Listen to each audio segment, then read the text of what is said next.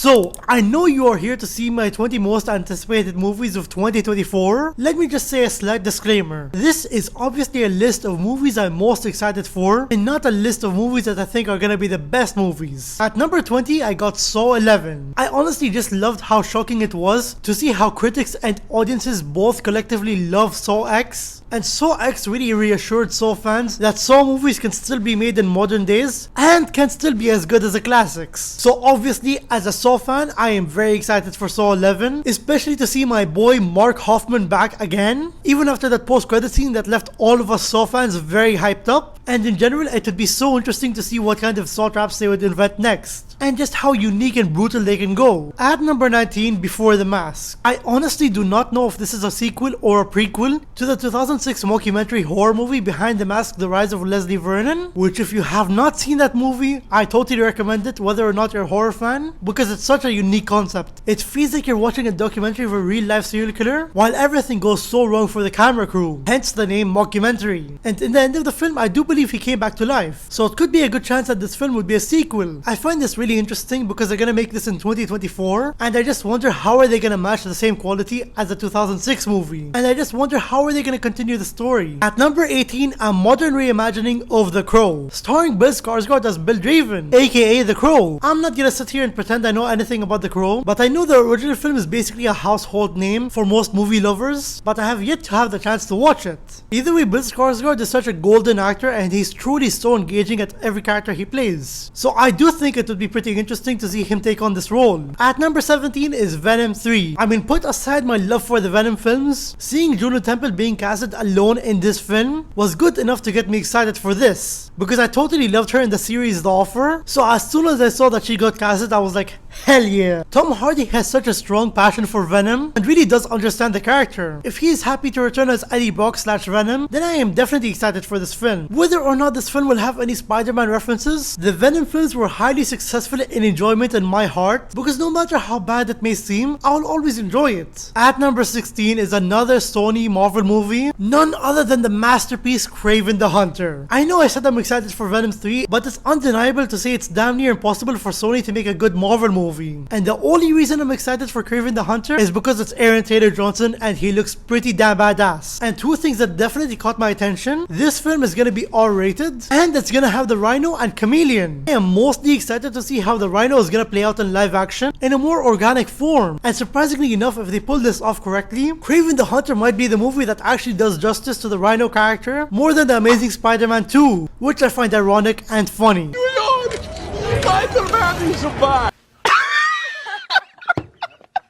At number 15, Argyle. Not only is it directed by Matthew Vaughn, the director of Kick-Ass, X-Men First Class, Kingsman: The Secret Service, Kingsman: The Golden Circle, and the 2021's The Kingsman, he surely does have a solid filmography and has such a knack for filming action scenes. Even when I feel a bit mixed on this movie, I know I either may hate this movie or I may love this movie, and that is the most exciting part of it. At number 14, Challengers. Yes, if you have not seen the memes yet, it is the Zendaya film where two guys go down on her. Describing the film that way does seem very wrong, but the actual story and concept of this movie seems so interesting and thrilling. And just by the trailer, it slightly reminds me of Gone Girl. This film seems like it could be like a drama, comedy, romance about a popular tennis player called Tashi, and then one way and another, she gets herself in the middle of two guys who's apparently her former boyfriend and his best friend. And by the progression of the film, they slowly ruin her life. I think memes aside, all of that seems really interesting. At number 13, Kingdom of the Planet of the Apes. That title alone is such a tongue twister. You guys do not know how many times it took me to say that. I'm gonna be brutally honest again. I am not bothered to pronounce the name again, but I have not seen any of the monkey films. However, I will soon, but this one seems so cool, and the visuals look out of this world. At number 12, The Fall Guy, an action-packed rom-com film with Ryan freaking Gosling and Emily Blunt playing his romantic partner. I dare you to tell me that is not awesome. Plus, with another Ryan Gosling role, we got another literally me character. Just by looking at the trailer, the The comedy seems very similar to The Nice Guys type of comedy, and The Nice Guys starring Ryan Gosling coincidentally is one of my favorite comedies of all time. So if this film can match that same type of comedy and have some epic action-packed scenes with some fabulous romance, you know I'm gonna be loving that film. Also, the director is David Leitch, the director of Deadpool 2, so that concludes the comedy style. At the 11th spot, Mickey 17. Just by thinking of this movie and everything about this movie just gets me so excited every time. I can honestly say this might have a good chance of being a masterpiece. The main star is Robert Pattinson, one of my personal favorite actors of all time, and what confirms this movie to be good, the director of this film is Bong Joon-ho. However, I am already loving the idea of this whole film. At the number 10 spot, Terrifier 3. I am a simple man. I see Art the Clown in another Terrifier movie, I must watch. And I simply am such a big lover of slasher horror movies. So I just can't wait to see how are they gonna get more gory and bloody. At number 9, Joker Fully Due, aka Joker 2. I am yet again another simple man. Once I see Joaquin Phoenix, possibly the greatest actor of this generation, I immediately must watch. Joaquin Phoenix killed it as Joker in the first Joker film, and even though I really like the first Joker film and it may fit in the criteria of it being a masterpiece, I wouldn't go that far to call it that, because some parts of the film does feel a bit unoriginal. However, in Joker 2 we got Lady Gaga as Harley Quinn, so you know I cannot wait to see her romantic dynamic with Joker, especially knowing that this film is gonna be a musical as well at some parts. When the news first came out about the Joker 2, I initially thought this was unnecessary, but after seeing some more official stills, I honestly am really hooked in so far. At number 8, Nosferatu. This film is directed by Robert Eggers, the director of Lighthouse, and it stars Bill Skarsgård as Count Orlok, and it's apparently an untold story of Nosferatu and a gothic tale of obsession between a haunted young woman and a terrifying vampire infatuated with her. I love films about obsession, and even though the first look of Bill Skarsgård as Count Orlok has not released yet, the way the cast was describing his performance and the way he looked was just enough to intrigue me. Bill Skarsgård is truly a master at his craft, and I am sure that he will not disappoint in this film. At number 7, Gladiator 2. I mean, come on now, it's a freaking Gladiator sequel, directed by the same legendary director Ridley Scott who directed the first Gladiator film. This film is reportedly following the story of Lucius, and Ridley Scott barely disappoints when he's directing epic action sequences, especially in modern times. This man simply just cannot lose, and the cast is just insane. We got Paul Mescal, Denzel Washington, Pedro Pascal, Joseph Quinn, May Kalamaui, and even Peter Mensah. But I mean, with a director like this and a cast like that, if it's disappointing, I don't know what to trust anymore. At number 6, Beetlejuice 2. Another rare instance where the director of the original film is directing the sequel to the original film years later. Not only is Michael Keaton returning as Beetlejuice, we got Jenna Ortega, one of the hottest actors in the game right now, as Astrid Dietz, as well as Winona Ryder returning as Lydia Dietz, and Catherine O'Hara is gonna be returning as Delia Dietz. And this casting really shocked me. Willem Dafoe playing this character called Wolf Jackson. Monica Bellucci is also in this film, which is pretty crazy, but overall it seems like Jenna Ortega is gonna be playing Astrid, who is Lydia's daughter. There is no plot synopsis about this film so far. I think it's gonna be so cool, and I just hope it matches the same silliness that was in the first movie. At number 5, for a while I didn't think much of this movie, and in fact I never even watched the first movie. However, Dune Part 2. After being fully invested in watching the trailer while it was playing in theaters, I was literally like, oh my god, how was I brushing away this film? To call this film epic is an ultimate understatement. Even though I haven't watched the first movie, this looks 20 times more interesting than the first movie, and honestly makes me want to watch the first movie just to watch this one. At number 4, Furiosa, a Mad Max saga. Mad Max Fury Road is peak action movie, and I personally honestly feel like it can match that type of quality, and Anya Taylor-Joy as Furiosa is the perfect casting. I was just hoping that they would go with a more unique story. At number 3 is Sonic the Hedgehog 3. The absolute goat of acting and comedy, none other than Jim Carrey himself, came out of retirement and acting just to star in Sonic 3. If you think about that, that is just insane. I truly loved both of the Sonic movies, and in my opinion they are the best live action video game adaptation. And I even got Sonic right here. Plus the ultimate cherry on top for this film is Shadow the Hedgehog being in this film. If you don't consider Shadow the Hedgehog a top 10 most badass character of all time, are you even human? At the number 2 spot, The Lord of the Rings, The War of the Rohirrim. I mean, sure, it's gonna be animated, but lately these past few years, I think it would be a pretty dumb decision to underestimate an animated film. Plus, it's a Lord of the freaking Rings movie. How can anyone not be excited for that? And if anything, it being animated is gonna be more epic than ever. The film is gonna be set 261 years before the Fellowship of the Ring, Wolverine, and the War of the Rohirrim is gonna tell the story of Hammerhand. At the number 1 spot is Deadpool 3. I mean, sure, we got some set photos leaks here and there, but they do not lower my expectations or my hype for this film at all. If anything, it exceeds my expectations for this film and makes me way more excited for this film than I already was. Like, just talking about this film just makes me so damn ecstatic. Ryan Reynolds teaming up with Hugh Jackman to return as Deadpool and Wolverine. Oh my god. And not just that, both characters wearing the most comic accurate versions of their suits. I just love every single bit of that. I just know Ryan and Hugh and Sean Levy are surely gonna kick ass in the box office. A Deadpool and Wolverine multiversal movie, which is also R-rated and is rumored to have Taylor Swift in the movie, is definitely gonna make $1 billion in the box office. This film is a literal dream come true. Just by seeing how Deadpool and Wolverine fight together from the leaked set video just automatically brings joy to my life.